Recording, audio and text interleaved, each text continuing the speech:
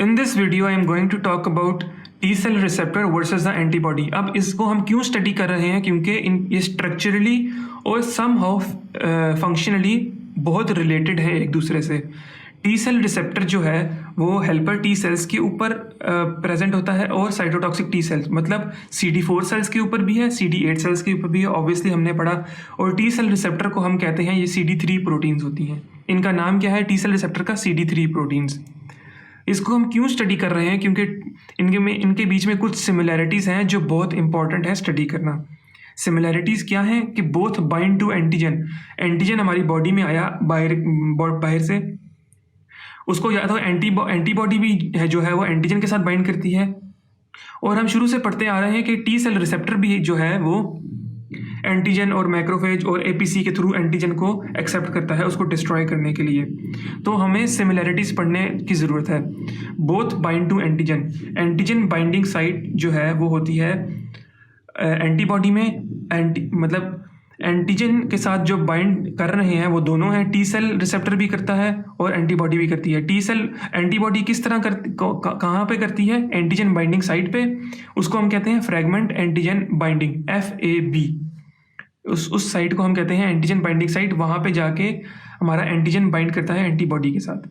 और T cell receptor पे आके बाइंड करता है एंटीजन हमारा जो टी सेल के ऊपर प्रेजेंट होता है। टी सेल रिसेप्टर इसके साथ आके एंटीजन बाइंड करता है। तो हमने देखा कि एंटीजन बाइंडिंग के साइट के साथ भी हमारे पास बाइंड करा है एंटीजन, और टी सेल रिसेप्टर के साथ भी बाइंड करा है एंटीजन। दूसरा VDJ रीअरेंजमेंट दोनों में होती है। बहुत इंपॉर्टेंट फैक्टर है VDJ रीअरेंजमेंट। मतलब बनता क्या है इससे? Variable diverse joining region. Function हम पहले इसका बाद में देखते हैं, पहले हम बात करेंगे इसकी ये होता क्या है। अब एंटीबॉडी जो है हमारे पास, एंटीबॉडी के रेफरेंस से हम बात करते हैं। एंटीबॉडी में भी और TCR में भी यही सिस्टम होता है स्ट्रक्चरली। एक कांस्टेंट रीजन होता है, एक वेरिएबल रीजन होता है। एंटीबॉडी के अगर कांस्टेंट रीजन की बात करें, ये FC से मतलब बनता है फ्रैगमेंट कांस्टेंट, फ्रैगमेंट वेरिएबल। जो कांस्टेंट रीजन है it acts as a receptor binds to the surface. जो एंटीबॉडी है उसका जो ये वाला पार्ट होता है ये इज मोस्टली कांस्टेंट और it binds to the surface of the cell in our bodies. It acts as a receptor and binds to the surface. और ये हमारे पास फिर ये हमारे बॉडी सेल्स के साथ बाइंड करता है। इधर आके हमारा एंटीजन बाइंड करता है और फिर ये इसकी एंटीजन की क्लियरेंस करवाती है, उसको डिस्ट्रॉय करवाती है। तो कांस्टेंट रीजन जो है इसका फंक्शन ये है कि वो एंटीजन की क्लियरेंस करवा रहा है। इस एंटीजन क्लियरेंस की एग्जांपल एक ये है कि कॉम्प्लीमेंट सिस्टम एक्टिवेशन, कि ये जब बाइंड करती है एंटीबॉडी तो वो कॉम्प्लीमेंट सिस्टम के जाके उसको देती है एंटीजन की यार ये डिस्ट्रॉय करो। अब जो वेरिएबल रीजन है, जो वेरिएबल रीजन्स हैं इसमें दो पार्ट्स हैं। अब ये जो वेरिएबल रीजन्स हैं ना ये बाइंड करते हैं एंटीजन के साथ जो बाहर से आया हुआ है हमारी बॉडी में। तो इसमें वेरिएबल रीजन होता है एक, और दूसरा इसका एक और पार्ट होता है very important, hyper variable reason. जो वेरिएबल रीजन है FV फ्रैगमेंट वेरिएबल, वो क्या उसका फंक्शन क्या है? Attachment with antigen. अब वेरिएबल रीजन क्यों कहते हैं? क्योंकि बाहर से मल्टीपल टाइप्स के एंटीजन्स हमारे पास आ सकते हैं। तो एंटीजन जब वेरिएबल होगा तो हमारे पास साइट्स भी, बाइंडिंग साइट भी वेरिएबल होनी चाहिए।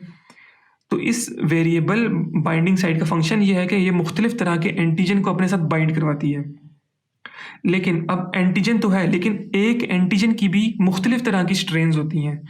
तो उस हर स्ट्रेन के लिए जो वेरिएबल रीजन है वो एडजस्ट करता है अपनी हाइपर वेरिएबल रीजन के थ्रू। मतलब कि फॉर एग्जांपल दो डिफरेंट तरह के एंटीजन्स हैं, उनके लिए दो डिफरेंट तरह के वेरिएबल सीक्वेंसेस होंगे on the antibody. So specific antigen specific antibody के साथ बाइंड करेगा। लेकिन अगर एक ही एंटीजन है और इस एक ही एंटीजन के आगे दो स्ट्रेन्स हैं, अब उन दो स्ट्रेन्स को एडजस्ट करने के लिए, उसी एंटीबॉडी पे एडजस्ट करने के लिए सिर्फ जो हाइपर वेरिएबल रीजन है फॉर एग्जांपल पहले अगर हमारी जो साइट थी वो इस तरह थी एंटीबॉडी की, तो हमें अब चाहिए थी कि जो हमारे पास आया डिफरेंट स्ट्रेन आई, स्ट्रेन के ऊपर 3 बाइंडिंग साइट थी, वो इस तरह का स्ट्रक्चर था उसका। तो एंटीबॉडी पे यूं है, तो हाइपर वेरिएबल रीजन जो है वो सीक्वेंस चेंज करेगा और उसको इस तरह बना लेगा। तो हाइपर वेरिएबल रीजन जब यूं बन गया और जो बाहर से आई थी हमारे पास एंटीजन की डिफरेंट स्ट्रेन आई थी, वो इस तरह कनेक्ट हो जाएंगे थ्रू कॉन्फर्मेशनल चेंजेस। और हाइपर वेरिएबल रीजन का फिर फंक्शन ये हुआ कि वो स्ट्रेन अगर चेंज हो गई है एक ही एंटीजन की तो उसको एडजस्ट कर लेगा। तो ऑल इन ऑल इस चीज़ का फंक्शन क्या बन रहा है कि हमारे पास इंक्रीज्ड स्पेसिफिसिटी, कि हमारे पास जो स्ट्रेन मल्टीपल स्ट्रेन जो हैं वो एक ही एंटीबॉडी के साथ बाइंड कर सकते हैं, increase specificity, more proficient binding with antigen. और तीसरा जो सिमिलैरिटी है हमारे पास, both have hyper variable region. अभी हमने देखा कि टीसीआर, अब टीसीआर जो है ना, टीसीआर में भी यही चीज़ है, उसकी जो बाइंडिंग साइट्स है वो भी हाइपर वेरिएबल रीजन उसका भी होता है और वो भी एडजस्ट कर लेता है डिफरेंट स्ट्रेन को। तो both have hyper variable reason and both come from RAG1-2 gene. ये जो RAG1-2 जीन्स है ना, ये हमारे पास हाइपर वेरिएबल रीजन को बनवाती हैं, उनकी ट्रांसक्रिप्शन ट्रांसलेशन करवाती हैं। तो RAG1-2 जीन से एंटीबॉडी की हाइपर वेरिएबल रीजन भी बनता है और टीसीआर का भी हाइपर वेरिएबल रीजन बनता है। तो हम इसीलिए स्ट्रक्चरली और फंक्शनली सिमिलर दोनों कह सकते हैं कि स्ट्रक्चरली भी सिमिलर है क्योंकि वो एक ही जीन से बन रही हैं। अगर हम डिफरेंसेस की बात करें कि टीसीआर और एंटीबॉडी में क्या डिफरेंसेस हैं, सिमिलरिटीज तो हमने देख ली, वीडीजे हाइपर वेरिएबल रीजन दोनों एंटीजन के साथ बाइंड करते हैं। डिफरेंसेस में हमारे पास टीसीआर के 2 चेन्स हैं, 4 chains for the antibody, 4 chain से बनी होती है एंटीबॉडी। टीसीआर जब हमने देखा कि रिक्वायर्स MHC टू बाइंड, मतलब MHC उसको चाहिए होता है if it has to bind with the helper T cell. ये प्रोसेस है कि टीसीआर कहाँ पे था, ये था। टीसीआर और एंटीजन तब तक बाइंड नहीं करता जब तक MHC ना हो। तो MHC चाहिए होता है टीसीआर के बाइंडिंग के लिए to the macrophage antigen complex. लेकिन एंटीबॉडी जो है वो डायरेक्ट हमारे पास एंटीजन के साथ बाइंड कर सकती है, can directly accept any antigen already has receptors.